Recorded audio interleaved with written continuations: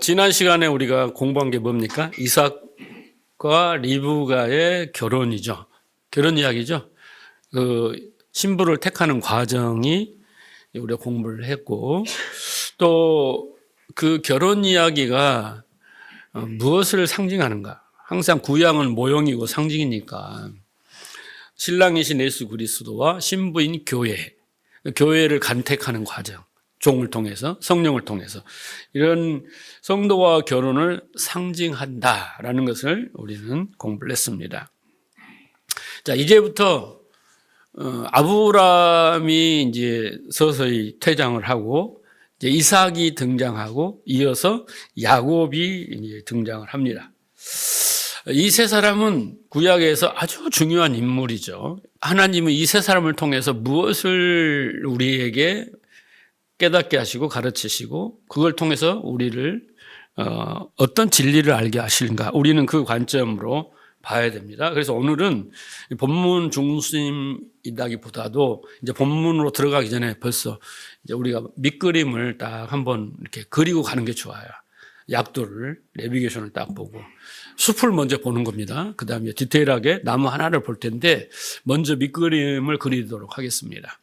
오늘 말씀을 잘 이해하시면 여러분의 인생, 여러분의 신앙생활, 과거, 현재, 미래 모든 것이 다 이해되고 깨달아지고 더 편안해질 겁니다.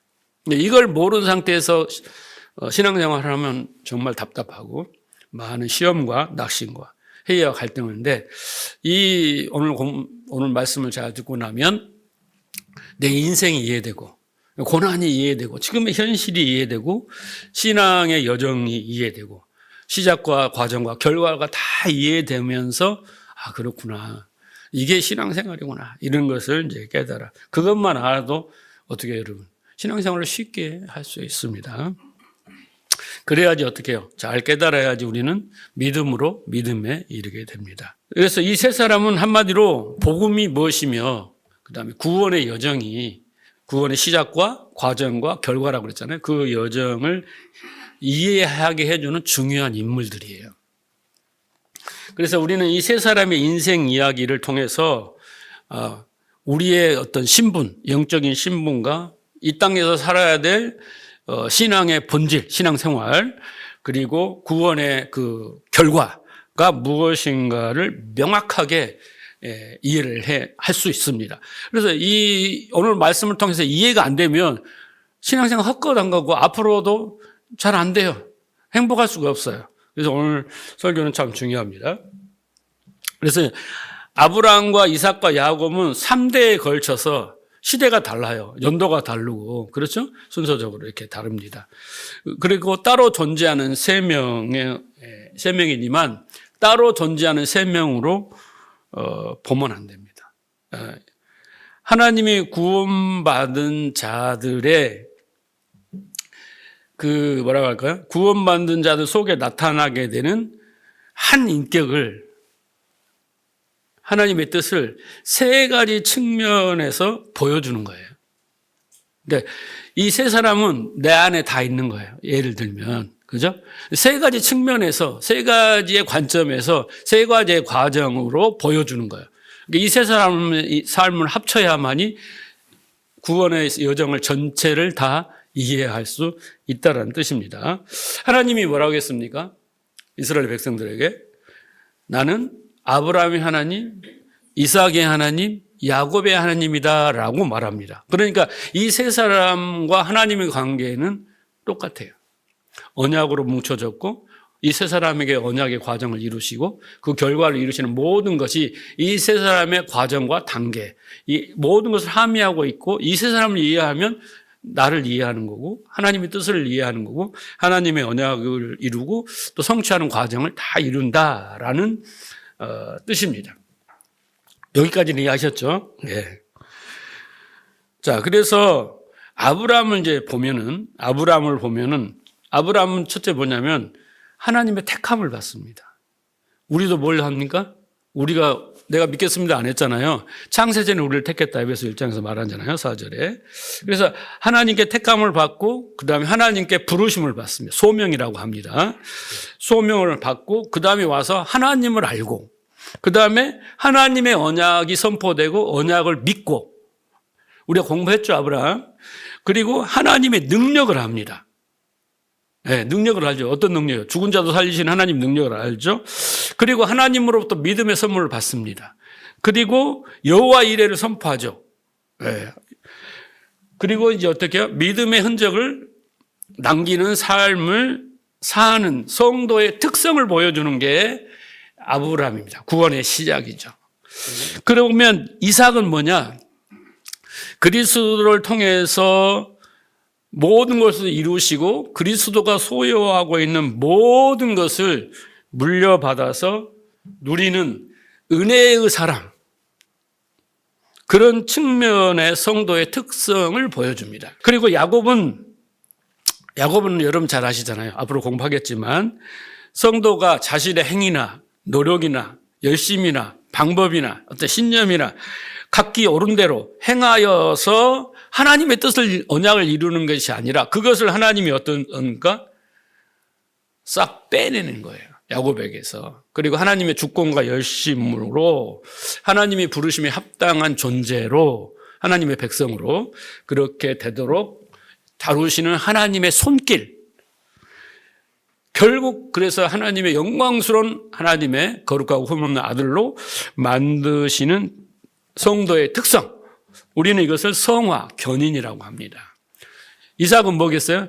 영화예요. 마지막 누리는 그 영화입니다. 그래서 아브라함은 소명, 중생, 믿음 이런 대표라고 한다면 이삭은 영화고 야곱은 성화와 견인을 그 특성을 알려주는 그런 새 존재다. 그러니까 우리는 이 세 가지를 다 이해해야만이 구원을 이해할 수 있고 복음을 이해할 수 있다. 그리고 이것을 이해해야만이 우리가 이 땅에 처한 현실, 그리고 영적인 현실, 그리고 이중적인 국면을 우리는 간파할 수 있습니다. 자, 이삭을 이제 오늘은 아브라함을 지금까지 공부했으니까 이삭을 이제 지금부터 잠깐 공부를 해보면 자, 질문을 해볼게요. 여러분, 아브라함 하면 딱 떠오르는 한 단어로 하면 뭐겠어요? 믿음이에요. 하나님이 주시는 믿음의 사람, 믿음이에요. 그러면 이삭은 한마디로 요약하면, 한 단어로 요약하면, 네, 맞습니다. 은혜입니다.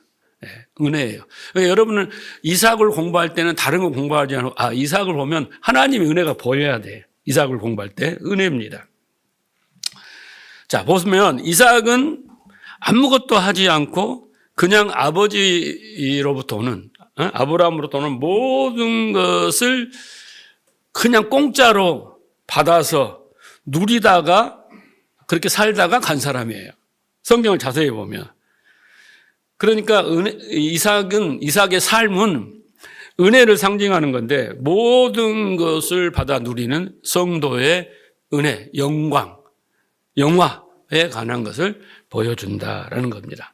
자, 이삭은 탄생 후부터 결혼 그리고 죽음에 이르기까지 자신이 개척하거나 무엇을 해본 적이 하나도 없어요. 확인해 보세요. 이삭에 관해서 뒤에 나오는 25, 26장도 쭉 보았어요. 이삭은 한 게 아무것도 없어요. 한 게. 뭘 해본 적이 없어요. 블레셋 사람들에게 경계를 당하고 우물을 빼앗기는 어려움을 당한 적은 있지만 그때마저도 하나님께서 나와서 계속 우물을 주고 방패막이를 해주는 그런 거지 이삭이 아브라함처럼 야곱처럼 한 게 아무것도 없습니다. 그래서 이삭은 그렇게 은혜로 말미암아 복된 후사의 대표자로 등장하는 게 바로 이삭입니다. 그래서 아브라함이 이루어놓은 것들을 상속자로서 이삭은 그냥 모든 것을 가만히 앉아서 받아 누리는 그런 모습으로 나오고 이것이 바로 우리의 구원의 영적인 측면, 영화를 이야기하고 있습니다. 그러니까 구원은 그 시작이 하나님에서 비롯되잖아요. 아브라함을 처음 부르실 때부터 선택할 때부터 하나님께서 비롯돼서 하나님께서 주도하시고 하나님께서 종결하시는 겁니다. 그리고 그것은 그 결과는 우리가 누리는 것밖에 없어요. 누리는 것밖에 없습니다. 우리가 버틸 것이 전혀 없습니다. 그래서 성경은 뭐라고 합니까? 구원은 너희에게서 난 게 아니다. 너희 행에서 난 것이 아니니까 어떻게 해요? 오직 하나님의 선물이니까 자랑하지 마라 라고 한 거예요. 구원은 하나님이 약속하시고 그 언약을 이루시는 모든 거예요. 우리는 깨달아 알아서 감사합니다 하면 되는 거지, 우리가 구원을 하는데 그 앞에 우리 어떤 행위를 보태가지고 구원이 완성되는 것은 아니다라는 거지. 하지만 아브라함은 어땠습니까? 아브라함은 이스마엘을 낳았어요. 낳아서 하나님 앞에 딱 내놓습니다. 바리새인들은 뭘 내놨습니까? 자기 의라는 것을 딱 내놨습니다. 그리고 그걸 내놓고 어떻게 하나님 앞에서 자랑을 하잖아요. 나는 토색 불이 가늠하지 않고 나는 11조를 다 드리고 막 그러면서 자기 의를 내놓고 자랑하는 게 바리새인이었고, 또 아담과 하와는 선악과를 따먹고 어떻게 했습니까? 내가 하나님처럼 되겠다. 나는 영원히 죽지 않겠다. 이렇게 내놓은 것이 뭐예요? 바로 인간의 교만, 바로 죄입니다. 아브라함이 이스마엘을 내놓는 행위나 바리새인들이 자기를 내놓는 행위나 아담과 하와가 선악과를 따먹는 이유나 다 똑같은, 그게 바로 죄다는 거예요.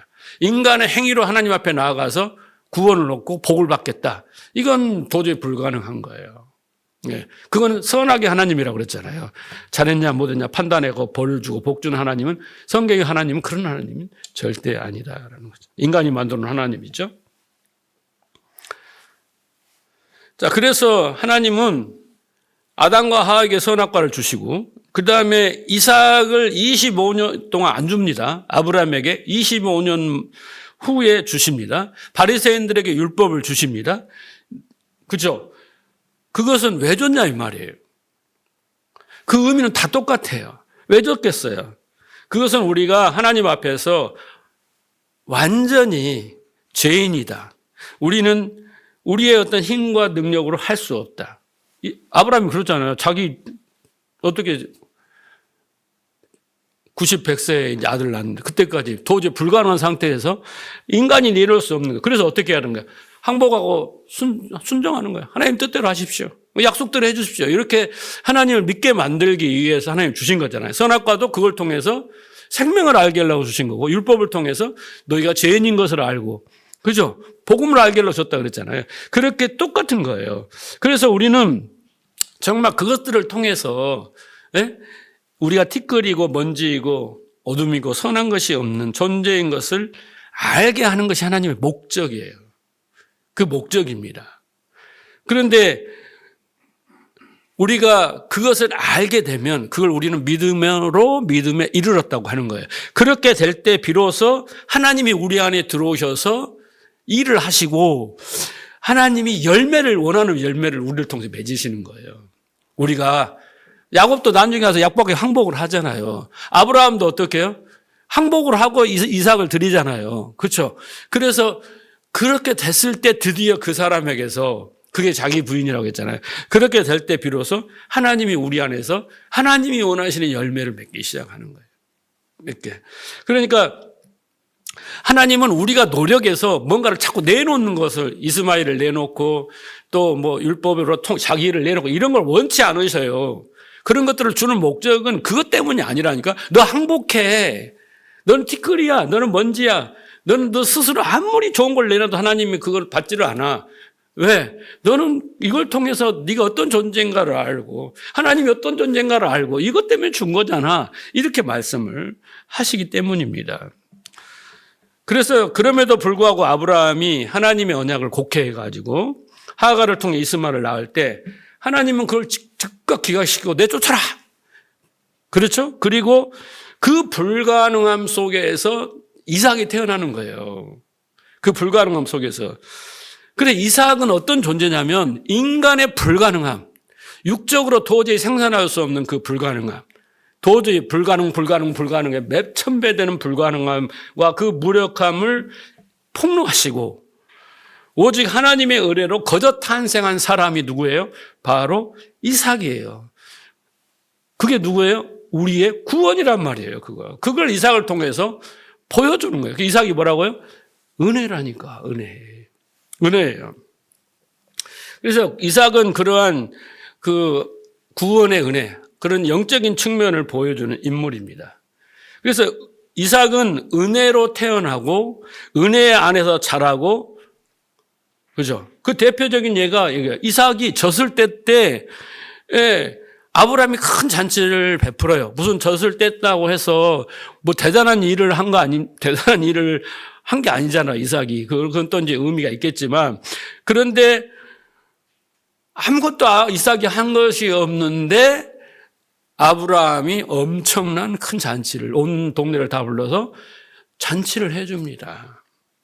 이삭이 잘한 게 없는데 그런 잔치를 해줘요, 아버지가.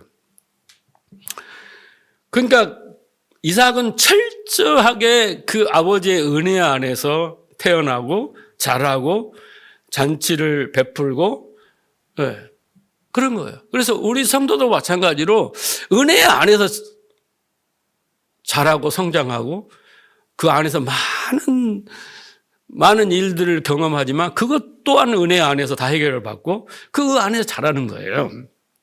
자, 베드로서 3장 18절을 보면 오직 우리 주 곧 예수 그리스도의 은혜와 저를 아는 지식에서 자라가라. 우리의 믿음의 성장이 은혜라는 것과 그것을 어떻게 해요? 아는 지식이에요. 진리 안에서 우리는 성장하는 거예요. 그러니까 이삭은 나중에 어떻게 뒤에 나옵니다만 자기를 죽이려고 하는 아버지한테 자기 목숨을 맡기는 것은 그가 은혜를 알았기 때문이고 은혜 안에서 자기가 어떻게 태어났으며 은혜 안에서 어떻게 자랐으며 어떤 복을 받았는가 그것이 그에게 깨달음이 왔기 때문에 자기를 아브라함도 대단하지만요, 여러분 이삭도 대단한 거예요. 네. 그래서 은혜 안에서 아는 지식에서 자라가라. 영광이 이제와 영원 날까지 그래야지 영광이 있다라는 거예요. 그러니까 우리는 교회 안에서 어떻게 해요? 예수 그리스도의 은혜와 저를 아는 지식이잖아요. 그 안에서 우리의 믿음은 성장하고 믿음에 이르고 장성한 분량이 오를수록 우리는 행복한 삶을 살 수 있다라는 것입니다. 그래서 이삭은 아버지의 은혜로 혼인하였고 또 아버지의 모든 것을 어떻게 하면 상속받습니다. 그러니까 이삭은 처음부터 끝까지 자기가 한 게 하나도 없어요. 다 은혜예요. 그래서 이삭이 특별히 부지런한 사람이거나 야곱처럼 성격이 강하다거나 집요한 사람이었다는 기록은 하나도 없습니다. 이삭은 왜 그랬냐면 오직 이삭을 볼 때 후대들이 하나님이 믿음의 후손들이 볼 때 이삭은 온전히 금수저가 아니라 하나님의 은혜로 태어나고 은혜 안에서 성장하고 은혜 안에서 그 영광을 누리는 존재구나. 그들이 바로 너희다라고 보여주는 게 바로 이삭이에요. 이삭입니다. 그래서 이삭은 그렇게 아버지의 기업을 무상으로 상속받았고 자신이 이 아버지의 기업이 되죠. 그래서 또 이제 물려주잖아요. 자, 에베소 1장 11절 보세요. 바울은 이 은혜의 복음을 이렇게 말합니다. 모든 일을 그 마음이 원하는 대로 역사하시는 자의 뜻을 따라. 중요하잖아요. 여러분의 시작과 아브라함의 시작과 그잖아요. 이 이삭의 시작과 우리의 시작은 다 뭐예요? 그 마음에 원하는 대로 역사하시는 자의 뜻대로. 그 뭐예요? 하나님의 작정과 예정과 계획과 언약에 따라 우리가 예정을 입어 아버지의 계획에 따라서 어떻게 해요? 그 안에서 기업이 되었다. 상속자가 되었다는 거예요. 네. 뭘 말하고 있습니까? 은혜를 말하고 있는 거예요. 은혜를. 자, 에베소 2장 4절 9절 봅시다. 긍휼에 풍성하신 하나님이 우리를 사랑하신 그 사랑으로 인하여 허물과 죽은 우리를 그리스도 안에서 함께 살리시고, 여기 중요합니다. 그리스도와 함께 그리스도로 살리시고 또 너희가 은혜로 구원을 받은 것이라 그렇잖아요. 그리스도 살린 것이 은혜를 받은 겁니다. 대가 없이. 6절에 보면 또 함께 일으키사. 이게 뭐예요? 우리를 성장시키는 거잖아요. 그리고 그리스도 함께 하늘에 앉히시. 이게 뭐예요? 영화예요. 영광이잖아요. 그렇죠? 함께 오직 예수 그리스도로. 그렇게 이는 예수 7절 예수 안에서 우리에게 자비하심으로 그 은혜의 지극히 풍성함을 오는 세대에 나타내리라. 그러니까 이삭을 통해서 은혜의 풍성함을 나타내잖아요. 그죠? 그리고 이제 예수 그리스도로 은혜의 풍성함을 나타내잖아요. 그러니까 그 은혜의 풍성함을 깨달은 자만이 믿음을 가지고 순종의 자리로 갈 수 있는 겁니다. 그 은혜를 모르면 안 돼요. 은혜를 깨닫지 못하고 그 은혜의 풍성함을 알지 못하면 우리는 반응할 수가 없어요. 그잖아요. 우리가 명절이 돌아오고 이렇게 하면 이제 누구한테 선물을 보낼까, 얼마짜리를 보낼까, 막 이런 거 하잖아요. 그냥 A상 보내는 사람이 있고, 은혜를 크게 입었던 사람은 비싼 것을, 그게 마음의 표현이잖아요. 그게 인지상정인 거예요. 마찬가지로 우리가 하나님의 은혜를 얼마나 그 풍성함을 깨달았느냐에 따라서 내 믿음은, 그 순종은 질이 다릅니다. 그게 달라요. 자, 그래서 그 은혜의 지극한 풍성함을 오는 세대에 나타내려 하심이라. 그 은혜로 인하여 너희가 구원을 받았다 그렇잖아요. 그렇죠? 그게 하나님의 선물이다. 행위에서 난 것이 아니니 자랑하지 마라. 이게 뭐냐면 바로 이삭의 삶입니다. 이게 이삭의 삶이에요. 자, 그런데 여기까지는 기분이 좋아요. 이제 우리가 기분 좋죠. 그런데 그렇다고 해서 우리가 은혜 안에서 아무것도 하지 않고 그저 우리가 목적지까지 그냥 가게 되느냐. 마치 요람에 누워있는데 바구니 옮겨줘서 천국으로 막 가냐. 복 받는 자리로 막 가냐. 에? 이게 아니다라는 거예요. 분명히 구원은 은혜로 시작해서 은혜로 끝나지만 그 과정에 아브라함의 삶과 야곱의 삶이 있다는 거예요. 이해하시겠습니까? 아브라함은 어떻게 보면 구원의 시작이고 야곱은 구원의 과정이며 결과는 이삭의 삶이, 이렇게 이해하시면 우리가 쉽게 이해할 수 있습니다. 자, 이삭이 순종의 대표사랍니다. 네, 이삭도 준종의 사람입니다. 근데 그가 왜 순종이 됐을까? 곰곰이 생각해 봐야 돼요. 그렇잖아요. 그때가 한 15세 뭐 이렇게 됐다고 그랬잖아요. 그런데 어떻게 아버지가 죽이려고 하는데 자기를 내어 맡길 수 있냐. 이거예요. 어떤 순종을 하느냐. 무조건 순종하세요 하는데 그거 안 돼요. 순종이 잘, 우리는. 그러니까 하나님의 은혜 안에서 태어나고 은혜 안에서 자라고 그 풍성한 하나님의 은혜를 배우고 경험한 이삭이 하나님의 은혜에 대한 믿음이 생긴 거예요. 그 과정 속에서. 아브라함을 통해서. 그 장막에서 거했다고 했잖아요. 그죠?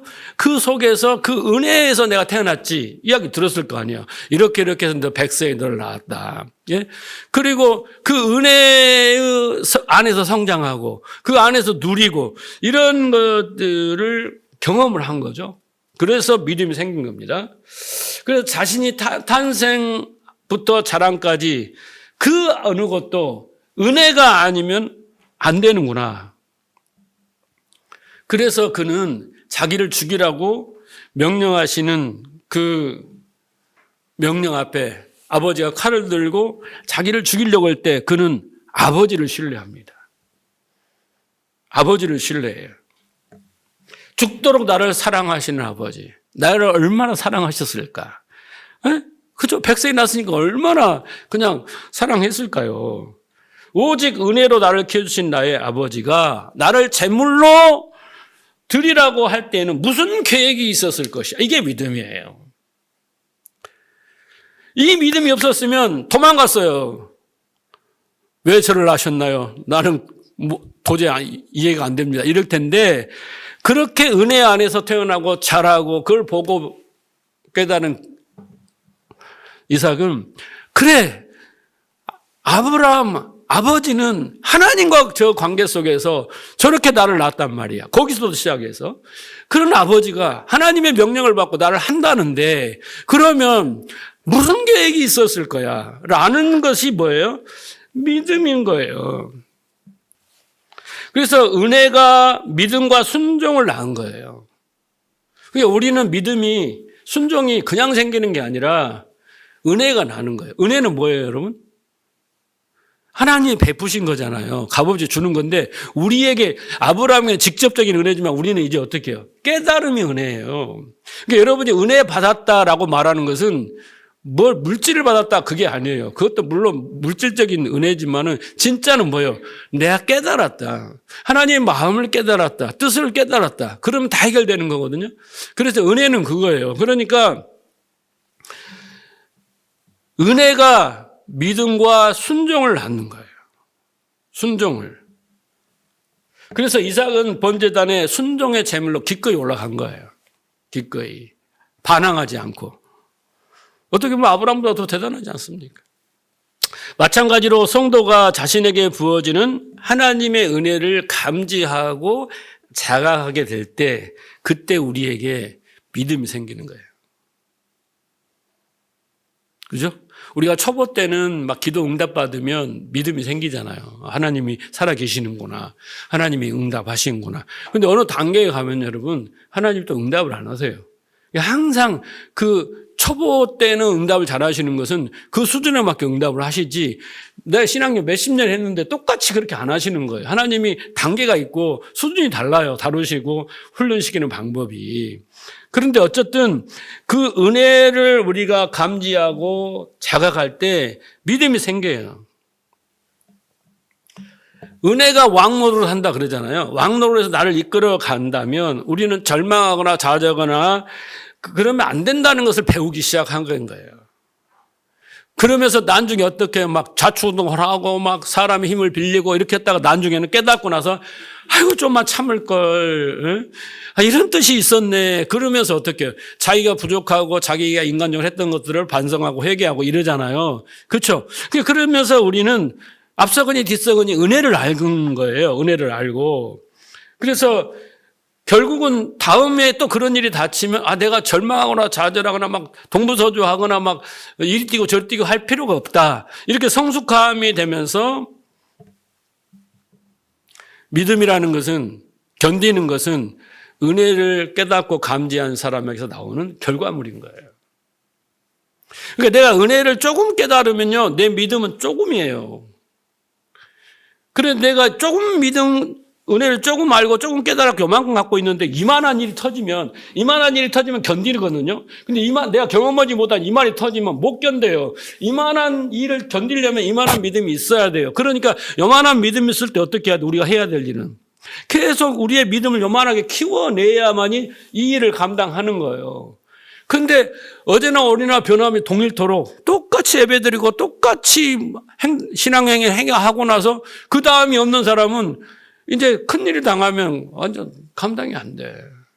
좌절하고 절망할 수밖에 없는 거예요. 그래서 우리는 그 은혜의 사이즈, 깨달음의 사이즈, 그걸 점점 더 깊어가야 되는 거예요. 그래서 결국은 은혜의 아버지가 나를 이끌고 가시는 일, 행하시는 일이라면 그 어느 것도 눈에 보이는 해가 될지 모르지만 결코 해가 되지 않아. 이게 믿음이에요. 이럴 때 순종이라는 것이, 기다림이라는 것이, 인내라는 것이 나오게 되는 거예요. 나오게 되는 겁니다. 그래서 은혜는 순종을 낳고 순종은 더 깊은 은혜를 낳으며 더 깊은 은혜는 더 깊은 순종을 낳게 되는 거예요. 그래서 믿음으로 온전해지고 행함으로 온전해지고 행함을 또 믿음으로 온전해지고 이렇게 야고보서가 말을 하지 않습니까? 그래서 우리가 아까 읽었던 것처럼 은혜와 저를 아는 지식에서 자라가라. 자라가야 돼요. 믿음이, 분량이. 그건 은혜를 더 깊이 깨달아야 돼요. 그래서 우리가 성경을 공부하는 거예요. 은혜를 깨달으려면 여러분, 삼각선을 기도하는 게 아니라 성경을 공부해야 돼요. 이삭을 공부해야 되고, 야곱을 공부해야 되고, 아브라함을 공부해서 그 깨달음 속에서 하나님의 일하심을 알고, 계획을 알고, 방법을 알고, 원리를 알고, 뜻을 알고, 목적을 아는 거잖아요. 그것이 우리에게 나를 설득하여서 나에게 믿음이 되면 순종이라는 게 나오게 되는 거예요. 은혜가. 그래서 열심히 공부하는 게 일밖에 없어요. 열심히. 그래서 우리에게 부어진 그 아버지의 은혜가 아브라함에게 보여주고 이삭에게 보여주고 야곱에게 보여주잖아요. 그런 것들을 통해서 우리가 배우고, 그리고 우리 삶 속에서 나타나는 아브라함의 삶이 있어요. 야곱의 삶이 있습니다. 우리 신앙생활 가운데. 이렇게 일어났을 때 알고 있으면 대처를 잘하는 거예요. 그게 믿음으로 대처하고 분별이라는 거고 적용이라는 거예요. 근데 이걸 모르면 이게 나한테 무슨 일이 생긴 거야? 하나님 왜 그래요? 막 이렇게 따지게 되고 원망하고 삐지고 막 이렇게 되는 거예요. 말씀을 모르니까.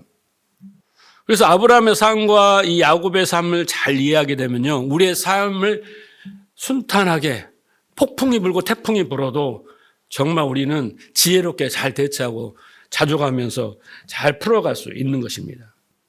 자, 디모데후서 2장 1절을 보십시오. 내 아들아, 그러므로 내가 그리스도 예수 안에서 있는 은혜 속에서 강하고, 이렇게 쓰는 말씀. 자, 사도 바울이 아들 같은 그렇게 아꼈던 디모데에게 성도는 은혜를 아는 만큼 강하게 되는 거야. 여기 강하는 것은 힘이 스트롱이 아니라 속 사람이 강건하게 되는 거예요. 믿음의 사람이 되는 거예요. 성령 충만 사람이 되는 거예요. 그래서 은혜 속에서 큰 거예요. 그 은혜를 깨달아야지 않으면은 그렇잖아요. 하나님이 성경이 필요 없다면 계속 개인과 개인 속에서 계속 관계 속에서 하고 깨닫고 해서 했을 거예요. 근데 하나님이 모든 사람에게 성경을 줬잖아요. 그래서 우리 성경을 통해서 그렇게 깨달아야 되는 거예요. 그래서 우리가 그 아브라함과 그 야곱의 삶 속에서 하나님의 선택과 인도로, 그리고 그 고달프고 외로운 그런 삶들이에요. 자, 그런데 또 이삭은 그것을 받아 누리는, 그죠? 풍요로운 삶이잖아요. 그런 삶을 통하여 하나님의 은혜를 알아야 되는 거예요. 하나님이 우리에게 일하시고 또 이루시고자 하는 뜻을 알아야 되는 거예요. 그럴 때 우리는 믿음과 순종이라는 것이 열매를 맺게 됩니다. 자, 그러기 위해서는 오늘 이렇게 보면은 하나님은 성도들에게 베푸시는 구원은 처음부터 끝까지 은혜다 했잖아요. 근데 그 과정 속에서는 뭐가 필요하냐면 상실과 손실이 필요합니다. 그 영화의 자리로 가기 위해서는 아브라함과 야곱의 삶은요, 상실과 손실의 삶이에요. 마치 우리는 이 역사 속에서 하나님께 부름받고 와서 예배당에 들어온 순간부터는 이제 뭘 해야 되냐면요, 상실과 손실을 경험하게 됩니다. 마치 용광로의 불에 여러분 막 몇천도 되는 불을 피우잖아요. 왜 그렇게 합니까? 불순물을 걸러내게 한 거잖아요. 불순물을 걸러내고 찌꺼기를 걸러내서 순수한 24K를 만들어내기 위해서 그 용광로에 불을 지피잖아요. 그러니까 우리 안에 하나님 없이 내가 하나님이 되고 내가 왕이 되어서 내가 신처럼 살아가는 나에게 이 세상의 탐심과 탐욕과 자기 심령과 철학과 자기의 방식과 경험과 자기의 목표와 비전과 이 모든 것들이, 그리고 세상의 힘을 의지하는 그 삶의 방식들이 내 안에 불순물들이 강해요. 그러면 이것들을 상실하고 손실해야지 하나님의 것으로 채워지고 하나님이 거하시고 하나님 나라가 이루어지게 돼 있어요. 내 생각에는 오직 세상의 철학과 신념과 과학과 막 이런 걸로 진화와 이런 걸로 꽉 차 있는 사람이 교회 앞 예배당에 앉아 있어 갖고 예배 드린다? 우스운 거예요.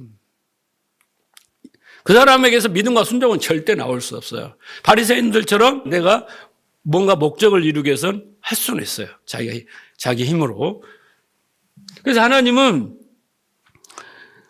그것들을 처리해야 돼요. 그것들이 처리되면 처리될수록 그 은혜의 풍성함을 알면서 거기서 믿음의 순종이 거기서 나오는 거고, 그 안에서 하나님 나라가 이루어지기 시작하는 거예요.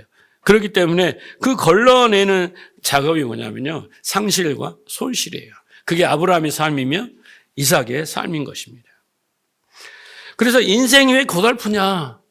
왜 이렇게 외롭고 고독하냐? 이것을 좀 면하자. 그리고 나도 부귀영화를 누리고 무병장수를 누리고 만사형통한 삶을 좀 살아보자.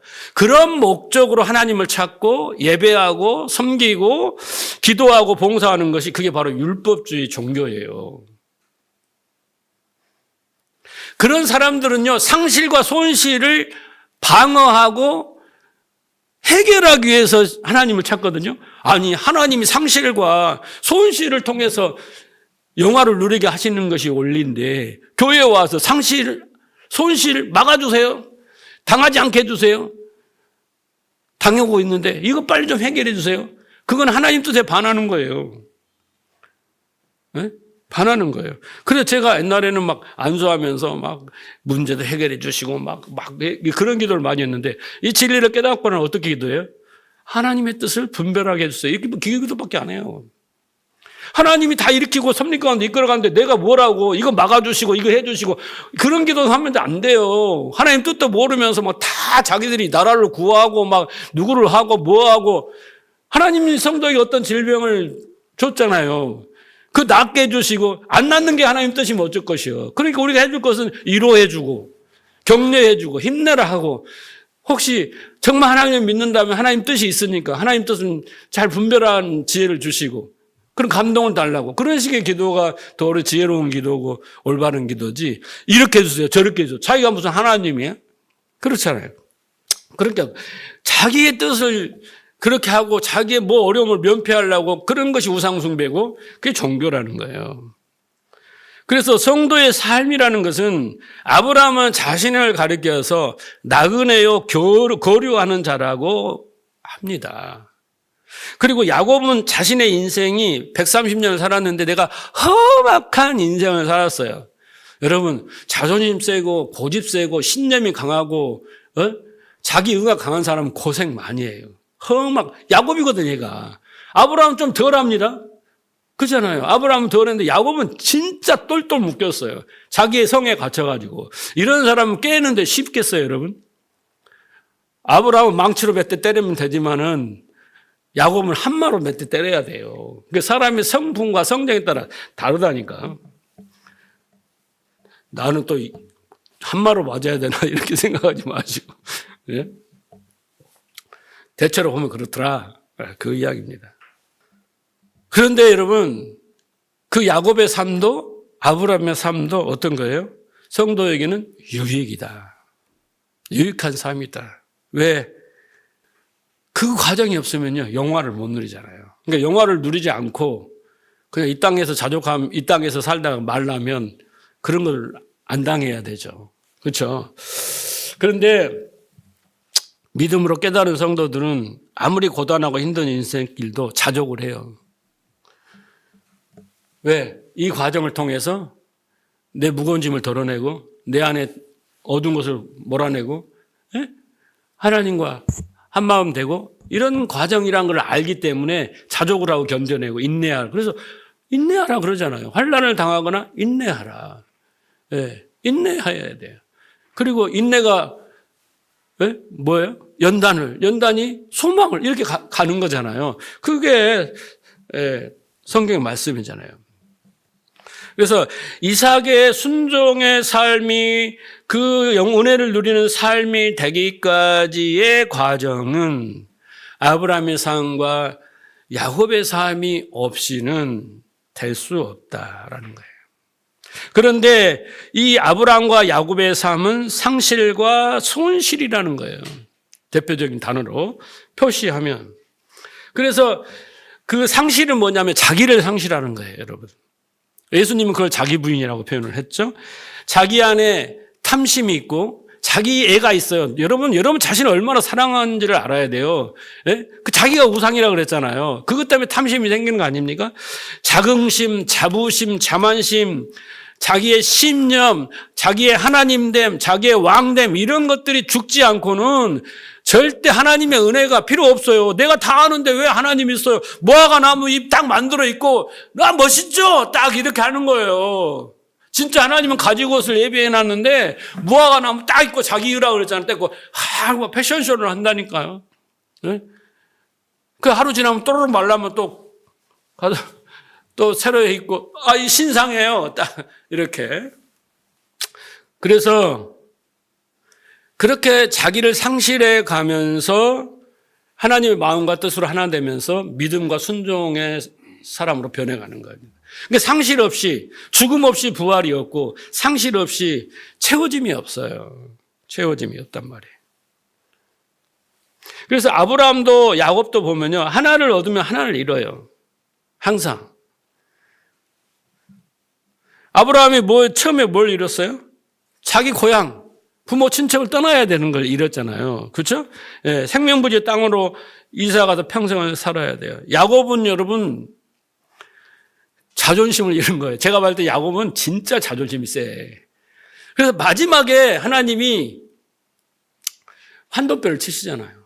너 죽었다는 거예요. 그 야곱은 죽었다라는 거예요. 그러면 하나님이 네 일이 뭐냐 이렇게 물어본 말은 무슨 말이에요? 야곱이 자기 실체를 고백하기를 바란 거예요. 야곱이라는 뜻이 뭡니까? 속이는 자. 하나님을 속이는 자예요. 아버지를 속이는 자잖아요. 그렇죠? 형을 속였잖아요. 권모술수에 능한 자. 뭐 그런 의미 아닙니까? 뒤꿈치를 잡은 자, 꾀가 많은 자. 그거라고 말하는데 자존심이 얼마나 상하겠어요. 제가 여러분한테 나는 막 이런저런 사람이라고 말하는 게 쉬워요? 그래서 자꾸 뱅뱅 돌리고 거짓말하고 막 그러잖아요. 나중에 들통나면 막 배로 돌아오겠지만 야곱이 하나님 앞에서 야복강에서 자기를 부인하잖아요. 나는 내 실체는 이런 거. 하나님 아시잖아요. 그래서 자기 입으로 고백하는 거 쉽지가 않아요. 그런데 고백을 하잖아요. 자기를 이루는 거예요. 그래서 야곱이 왜 이렇게 140년을 험악하게 샀냐면 자기를 버리지 않고 내가 하나님의 언약을 엄마한테 들었는데 내가 언약을 이루리라. 삼촌한테 가서 내가 노력해갖고 하나님 축복 준지도 내가 이뤘고 형하고 문제도 내가 해결하고 내가 다 해. 하나님께 부탁을 하나님 의지해야 되는데 왜 하나님이 이끌어 가신 인생이니까 하나님이 뱃속에서 택했잖아요. 예서보다도 그런 하나님을 의지해야 되고 말씀하시옵소서 내가 듣겠나 이 자세로 가야지 이게 인간이 본연한 자세인데 야곱은 자기가 다 하려고 그랬어요. 네. 그런 자기를 한순간에 내려놓는다는 게 쉽겠어요? 쉽지가 않아요. 쉽지가 않습니다. 예수님도요, 30세 젊은 청년이 십자가에 가서는 뭔가 걸치고 나오지만 다 발가벗긴 상태거든요. 그게 뭡니까? 우리의 모습이에요. 아담과 하와의 모습이 뭡니까? 벌거벗은 모습이잖아요. 그 상징적이잖아요. 그렇죠? 네. 그런 모습으로 돌아가신대. 그게 제일 뭐예요? 수치예요, 수치. 그러니까 죄의 리콜은 뭐냐면 수치심이에요. 그래서 우리가 수치심을 가리기 위해서 화려한 옷을 입는 거고 수치심을 가리기 위해서 부자가 되어야 되는 거고 수치심을 가리기 위해서 권력을 하는 거예요. 그러니까 저같이 가난하게 사는 사람은요. 이 가난 때문에 수치를 많이 당했어요. 그러다 보니까 어떻게 해야 돼? 돈을 많이 벌어서 떵떵거리고 사는 거예요. 내 수치를 내 아킬레스건을 감추는 거잖아요. 사람은 그래요. 근데 모든 인간은 다 벌거벗었기 때문에 이 수치심이 있는데 어떤 사람은 명예로 권력으로 부로 그잖아요. 여러 가지 방법으로 자기의 수치를 가리려고 하는 거예요. 그런 자기를 하나님께서는 인정하라는 거 아닙니까? 인정하라는 거예요. 나는 그렇게 수치스러운 존재입니다. 하나님의 영광이 아니면 나는 존귀한 자가 될 수 없습니다. 나는 내가 노력으로 율법을 잘 지켜서 선악과를 따먹어서 네? 그잖아요.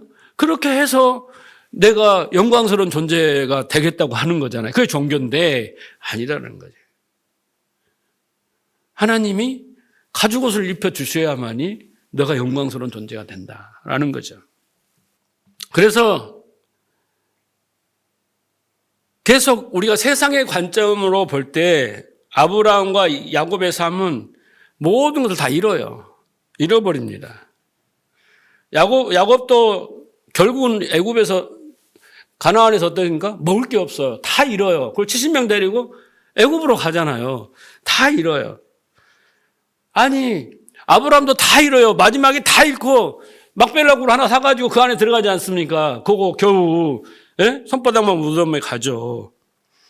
그래서 모든 걸 다 잃는 거예요. 잃는다는 것은 뭐냐면 얻을 것이 있기 때문에 포기하는 거지. 잃으면 다 끝나는데 포기하겠어요? 더 큰 소망과 더 좋은 영화가 있기 때문에 그것을 아까워하지 않습니다.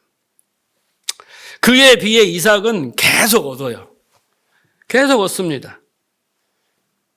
그래서 성경 어디에도 이삭에 대해서 이삭이 이 죽음 이야기나 상실 이야기는 하나도 없어요. 다 뭐예요? 받은 거야. 우물을 뺏겨도 또 파면 물이 나와. 계속. 100배의 축복을 받았더라 막 이러잖아요. 완전한 복을 받아서 완전한 10 곱하기 10에 10배 완전의 또 완전의 복을 받아. 없는 거예요. 아버지의 것을 누리기만 되는 거예요. 그렇죠? 우리가 어떻게 새하늘 새 땅에서 영화로운 존재로 아까 예수 그리스도와 함께 일으키시고 함께 하늘의 보좌에 앉히시잖아요. 그 영화를 똑같은 거예요. 그래서 우리가 이 현실 속에서 여러분들이 기분 좋을 때가 있어. 그런 것을 잠시 몸으로 경험하는 거예요. 잠시. 왜? 계속 하나님이 상실과 손실로 가면 여러분 쓰러지니까 중간중간에 오르막 내리막을 잘 하셔가지고 이끌어 가시는 겁니다. 그러니까 우리가 이 상실과 손실이 걸건 우리의 자기 부인의 과정이잖아요. 그런데 그 과정 속에서 최종 목적지는 영광이다, 영화다. 이것을 놓치면 안 돼요. 이게 믿음이에요.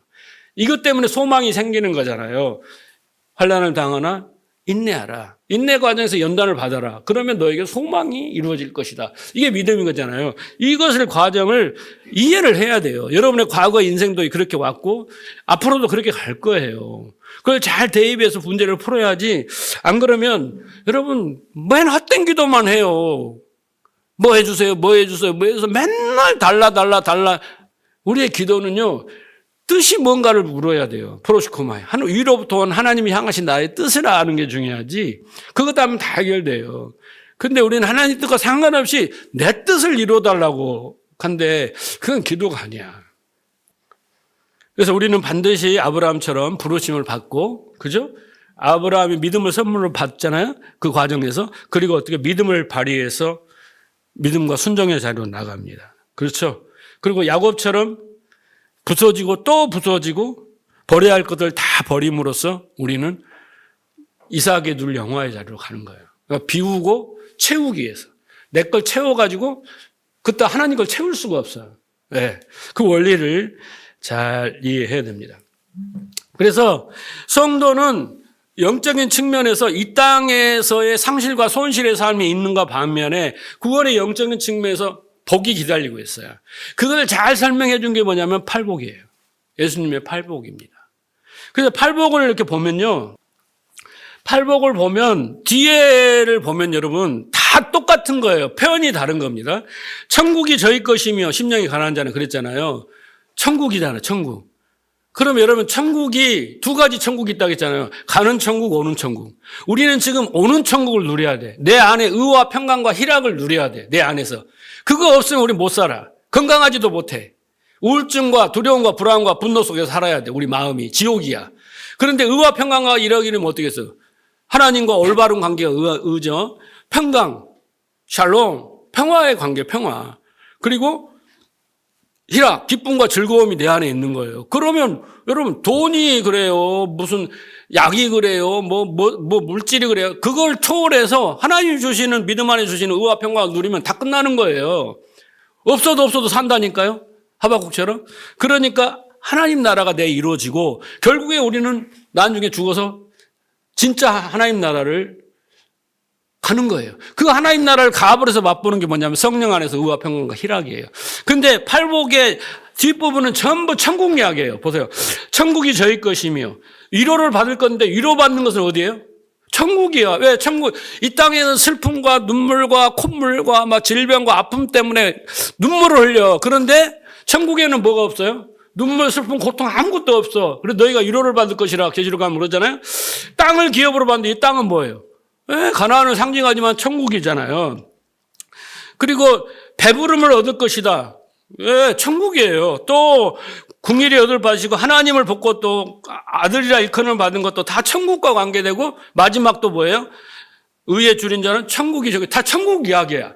그러니까 천국을 이 땅에서 내가 누리고 심령 안에서 그리고 천국을 진짜 가서 누려. 그러려면 앞에 것이 있어야 이게 뭐겠어요? 손실과 상실인 거예요. 예수님이 그런 거예요. 너희는 이 땅에서 손실과 상실인데 반드시 천국을 누리고 천국에 갈 거야. 그게 복이야. 그러면서 앞에 뭐였냐면 심령이 가난하고 애통하고 온유한 자가 되고 의에 줄인 자가 되고 다 이건 뭐예요? 손실과 상실을 통해서 이루어지는 거예요. 대표적인 일을 한 가지 해볼까요, 여러분? 심령이 가난하다는 게 뭘까요? 심령이 가난한 거 뭘까요? 야곱이 심령이 가난해진 거예요. 약복강에서. 그잖아요. 자기를 다 버렸잖아요. 자기를 부인했잖아요. 그렇게 심령이 가난해지니까 그 나라에 하나님 나라가 이루어지고 모든 관계 모두 형통해지는 거예요. 쉽게 말하자면. 예. 그러니까 예수님은 너희가 이 땅에 살면서 어떻게 해요? 많은 일들을 경험할 텐데 놀라지 말라는 거예요. 너희들이 해야 될 것은 심령이 가난해지고 애통이 이루어지고 이것들이 그 하나님의 은혜로 아브라함의 삶이며 야곱의 삶이 이루어질 것이고 그럴수록 너희들은 하나님 나라를 누리게 될 거라는 게 팔복이라고요. 이게 팔복은 딱 하나예요. 하나님 나라를 누리고 하나님 나라를 가는 거예요. 그게 복이란 말이에요. 그러니까 앞에 심령이 가난하고 애통해지고 의에 줄이고 이런 과정에 갈망을 갖게 되려면 나의 상실이 이루어져야 돼요. 나는 심령을 부유하게 하려고 절대 나를 안 버려. 야곱은 자기의 고집을 안 버렸어. 자존심을 안 버려서 자기의 뜻은 안 버려서 자기의 방법을 안 버려서 절대 안 버려. 이걸 붙들고 나만 약속대로 복 주세요. 내가 원하는 대로 해주세요. 다 해결해 주세요. 형님도 해결해 주시고 삼촌도 해결해 주시고 자기는 꽉 안 버리고 있어. 근데 하나님은 그게 아니고 너를 비워야 돼. 너를. 그래야지 그걸 내 것으로 채우지. 네? 종교는 뭐예요? 자기 것 절대 안 버리고 내가 열심히 할 테니까 열심히 11조 드릴 테니까 열심히 헌신하고 봉사하고 잘 섬기고 예배할 테니까 내 뜻 좀 이루어주세요. 이게 야곱이거든요. 근데 먼저 하나님은 네 마음을 비워라. 네 마음이 가난해져 탈탈 털려서 자랑할 것이 없어야 돼요. 자부심도 없고 자긍심도 없고 자만심도 없고 자기 사랑도 없고 다 하나님이 원하는데 다 털어버려야 돼. 탈탈 털고 그 수치심 그대로 딱 해서 하나님 앞에 서야 돼요. 가죽 옷 좀 입혀주세요. 이렇게 돼야지 계속 무화과나무로 새로운 패션으로 신상으로만 계속 입고 다니면서 짠짠짠짠 이래갖고는 안 된단 말이에요. 심령이 가난하다는 무슨 말 알겠어요? 그러니까 말씀을 듣고 심령이 가난해져야지 그 가난해진 만큼 내 안에 하나님 나라가 이루어지는 거예요.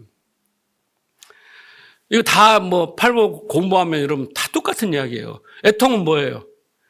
내가 죄인인 것을 알고 아주 무릎을 찌면서 애통하는 거예요. 애통은 가슴을 찢으면서 그런 의미잖아요. 그래서 우리가 천국을 가고 천국의 삶을 살려고 하는 데는 우리의 열심과 노력과 그 종교적인 그 자기 의와 그런 상급과 이거를 함 상관없고 심령이 가난하고 애통하고 나는 뭐에 줄이고 목말랐어요 그동안에? 의가 아니에요. 하나님의 의가 아니라 자기 의에 줄이고 목말랐잖아요. 그런 그것들을 말씀을 통해 깨달아서 나를 자꾸 상실하고 손실해 가는 그 과정이 필요한 거예요. 그래서 하나님 나는 정말 하나님 앞에 내놓을 것이 없습니다. 하나님 앞에 보태드릴 것도 전혀 그런 존재입니다. 무익합니다. 종입니다. 주님의 도우심만 바라고 처분만 바라겠습니다. 주렁주렁 달았던 자기의 화려한 이력과 경력과 모든 걸 다 내려놓고 자기의 열심과 자기의 공로와 공덕을 다 내려놓고 다 불태워버린다잖아요. 태워버리시고 새로 다시 그렇게 비워버린 것이 심령이 가난함이에요. 근데 하나님이 어떻게 해요?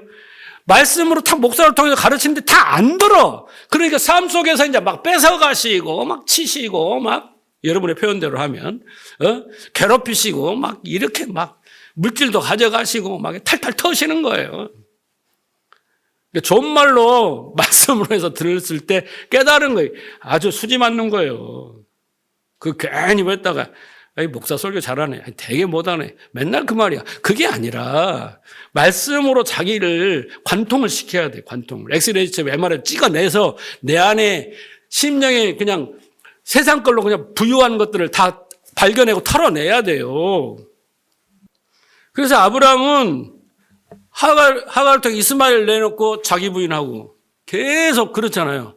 하면서 하나님을 알아가고 자기를 부인하고 마지막에 가서는 하나님이 그렇게 만들어서 탈탈 털어서 이제 인간으로 도저히 생산할 수 없는 그 지경에 이르러서 가서 손들잖아요. 그래서 이삭이 태어나는 거예요. 그게 자기 부인의 삶입니다. 그런데 그게 고통스러운 삶 같지만은 잠시 지나면 그게 어떻게 해요? 나에게 영광과 영화와 천국의 삶을 누리고 살게 해준다는 거예요. 그러니까 심령이 가난해지면 여러분이 하늘나라에 가서 가난해진 게 아니라 이 땅에서 가난해져야 돼요. 이 땅에서. 그게 복 있는 자입니다. 복 있는 자예요. 그래서 여러분이 아브라함의 삶과 이삭의 삶을 잘 살아내시고 우리가 교제하고 말씀을 나누고 거기에 집중해서 계속 공부를 하면서 깨달아가면서 어떻게 해요? 가난해지게. 그 아브라함 삶과 이삭의 이제 야곱의 삶을 살아가면 갈수록 이삭이 누렸던 그 영광과 영화의 삶을 누리게 되는 거예요. 비례적으로. 근데 그냥 그대로 자기 것을 끌어안은 채 신앙생활을 하고 하나님을 섬기고 이래갖고는 바리새인들이 예수님께 책망받죠? 회칠한 무덤 같은 자의 독사의 자식들아, 외식하는 자들아, 예? 너희들 천국문을 가로막고 땀도 못 가게 하고 슬피 울며 이뤄가게 될 것이다.